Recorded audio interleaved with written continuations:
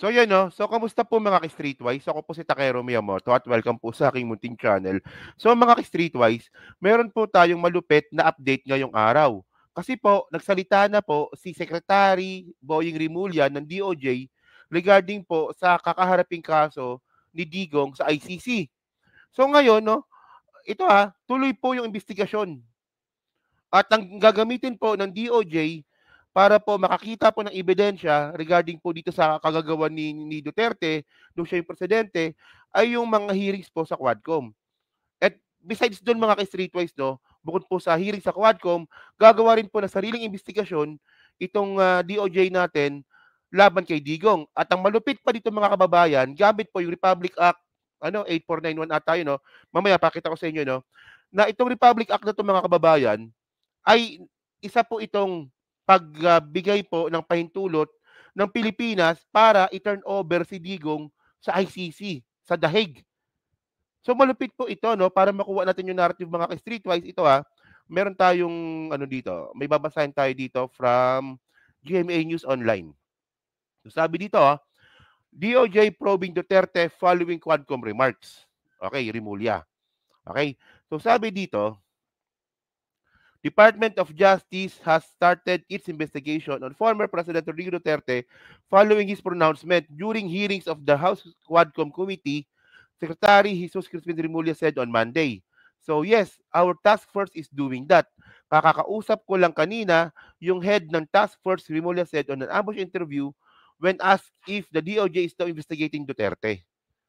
Oh, so sabi dito yes, our task force is doing that. I just talking to the head of the task force earlier. Rimulya was referring to the task force made up of prosecutors and National Bureau of Investigation agents that is formed to investigate extrajudicial killings being linked to Duterte's drug war.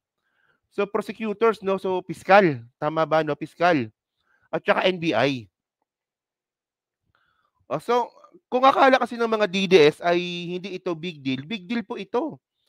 Kasi ibig sabihin nito mga ka-Streetwise, kumikilos na po ang gobyernong ito para makapagkalap po ng ebidensya laban kay Duterte. At malaki po yung tsansa na ito po ay ipasa sa ICC. O baka sabihin nyo, nagfe-fake news tayo, pakita ko sa inyo ebidensya natin. Okay? So ngayon, bago natin puntahan yon, panoorin muna natin yung video ni Secretary Boying Rimulya. Sige ito, panoorin natin. Siyempre, you're talking about several laws that come into play. And you have the revised penal code and other special laws, and you have the Republic Act 1951. Sir, medyo malawak kasi yung minention sa Quadcom. Are we talking about galing po nung mayor pa siya, yung mga sinabi niya about Well, hanggang ano pagiging yan presidente? mag-overlap yan. Then we have to choose our strategy later. Pag nag-overlap yan sa ICC, choose our strategy. Sir, paano ba yun yung mga sinabi niya sa Quad? So, ibig sabihin na mag-overlap, parang ito, tapos ito. Yung magkapatong.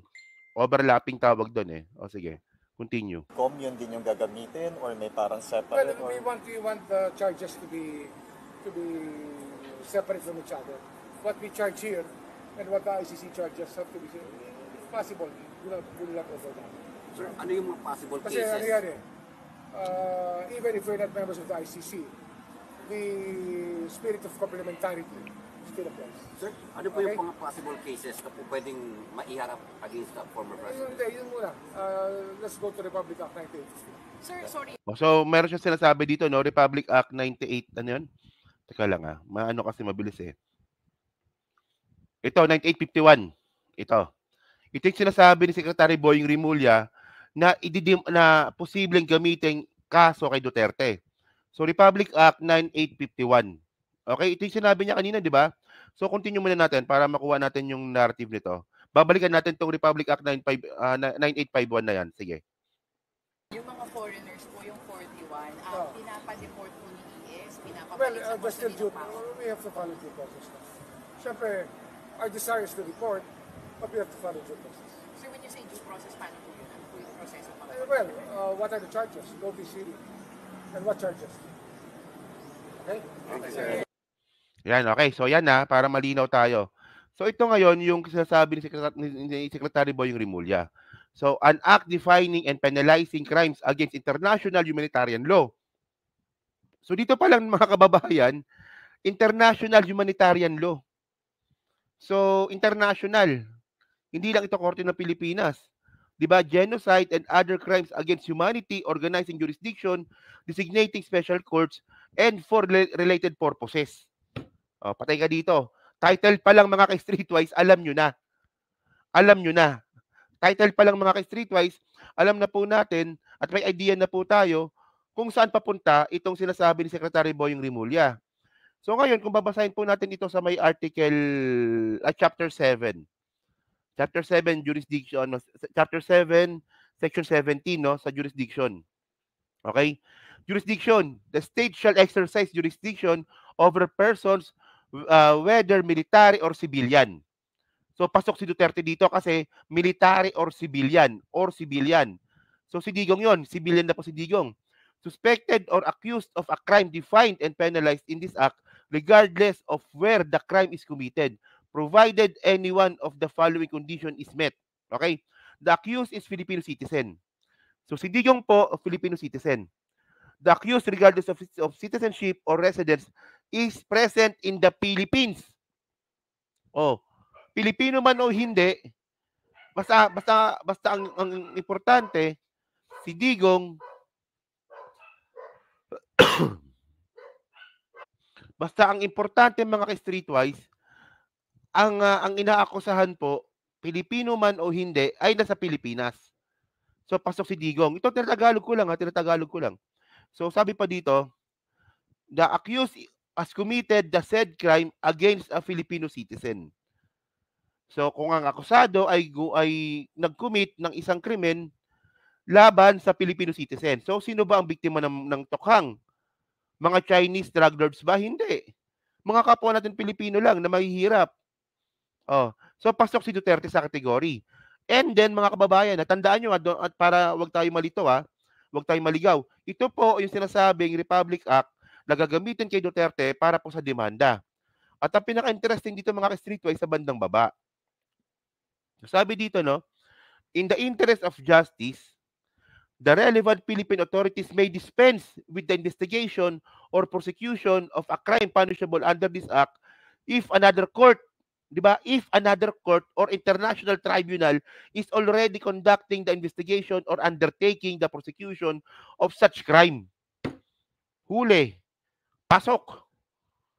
Pasok na pasok si Duterte dito mga kababayan. Actually, parang nung una parang okay lang, sige, imbestigahan. Yun nga lang ang magiging problema ni Digong dito, nagbanggit ng Republic Act 9851 si Secretary Boying Rimulya at ang nakalagay dito kung ang isang kung ang isang international tribunal ay nagkakandak na ng investigation, ay pwede po itong ipasa doon po sa international tribunal na yon. Tandaan natin na ang international tribunal is ICC po iyon. 'Di ba?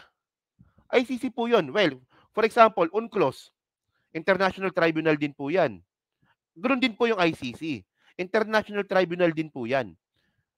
So ngayon mga kababayan, kung ito po yung sinabi ni Secretary Boying Rimulya, kung ito po yung sinabi ni Secretary kung ito po yung sinasabi ni Secretary Boying Rimulya na Republic Act 9851 na to, ang gagamitin kay Digong, so meron silang option na ipasa po lahat ng ebidensya na makukuha nila sa investigasyon sa International Tribunal na which is ICC.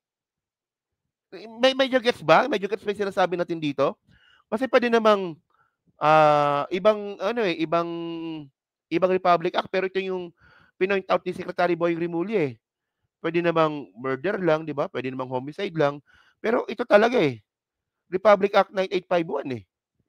Oh. At tanda natin mga kababayan, no, yung pinakahuling update po ng ICC, kasi ito ulitin ko lang para makuha natin yung narrative na gusto kong ipaliwanag dito.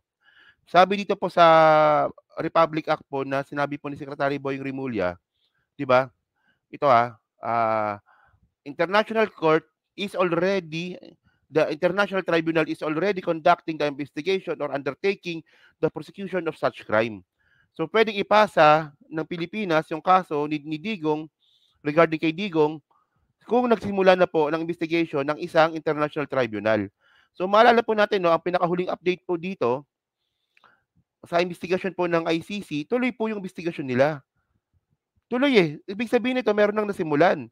So ito, tingnan natin to from Al Jazeera News. Ito, nabalita ito, 2023, no? Pumunta pa si Minardo Guevara dito sa, sa The Hague para ipagtanggol si Duterte. Yun nga lang, sabi ng ICC, di ba, ICC reject attempt to block investigation on Duterte's drug war. So, nakokonect nyo mga kababayan yung ibig natin sabihin dito. Sabi po ng batas ng Pilipinas, yung Republic Act 9851, kung nagsimula na po ang investigasyon ng isang international tribunal, pwede itong ipasa ng Pilipinas sa the said international tribunal kung napagsimula na ng investigasyon. So, noong 2023, ang pinakahuling update, tuloy ang investigasyon ni Digong sa ICC. So, in short, mga ka-streetwise, swak na swak, pasok na pasok si Duterte dito po sa ginagawa po ni Secretary Boying Rimulya na investigasyon po sa war against humanity po ni Digong. Crime, okay. Crime against humanity pala. Okay. So, yun mga ka-streetwise, no? Kasi ito yung point natin dito eh. Yung sinasabi kasi ng mga bobong DDS na walang jurisdiction, may jurisdiction po. Kahit anong klaseng pagpapaikot ang gawin ninyo, meron pong jurisdiction ng ICC. Kahit ngayon mismo, nawala na po tayo sa ICC. Di ba kasi unang-una, no, sabi nila, wala daw jurisdiction, sabi rin ni Sara Duterte yan eh. Pero sabi po sa The Hague, kahit po na tayo po ay umalis na po sa ICC, pero kung ang krimen po ay nangyari na tayo po ay sakop pa or miyembro pa ng ICC, meron tayong jurisdiction. Meron jurisdiction ng ICC. Okay? So, hindi nila matanggap yon. Di ba? Sige, pagbigyan. Yun nga lang, meron pong batas sa Pilipinas, itong Republic Act 9851 na to, na pirmahan pa to noong panahon ni Gloria. So, yun nga lang, sabi po sa Republic Act 9851, kapag nakapag-imbestiga na po ang isang international tribunal, pwede po itong i-turn over ng Pilipinas doon po sa korte ng international tribunal. So, may jurisdiction po ang ICC sa Pilipinas. Kahit anong klaseng pagpapaikot ang gawin ninyo, meron po talaga. Oh, tayo nagpapakita tayo ng batas dito. Nagpapakita tayo dito ng Republic Act.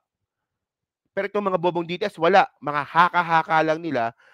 Actually, mahirap yan. Kung ang pinaniniwalaan nyo lang is sarili ninyo, kabobohan yan. Dapat, kung meron tayong paniniwalaan, dapat base po ito sa ebidensya at reference. Hindi yung pag gusto ninyo. Di ba, hindi po ganun umiikot ang mundo. O, kaya nga tawag ko nga dito, mga Duterte, idiot supporter. So, yun mga ka-streetwise, no? So, dyan po sa Team Replay, nga po masabi nyo nga po dito, sa sinabi po ni Secretary Boying Rimulya, na ito nga pong pag-imbestiga nga po ng DOJ kay Digong, ay ididiretso po nila ito sa ICC. Kasi mayroong option na ganun eh. Di ba? So yan, so pa-comment lang po sa baba. Binabasa ko pong lahat yan at yan po sa Team Replay. Pa-like, pa-subscribe at kung di naman kalibisan, pa-share na rin po ng video po na to. So kung sa muli po, kita na lang ulit tayo sa susunod nating content. Thank you, salamat, and bye-bye!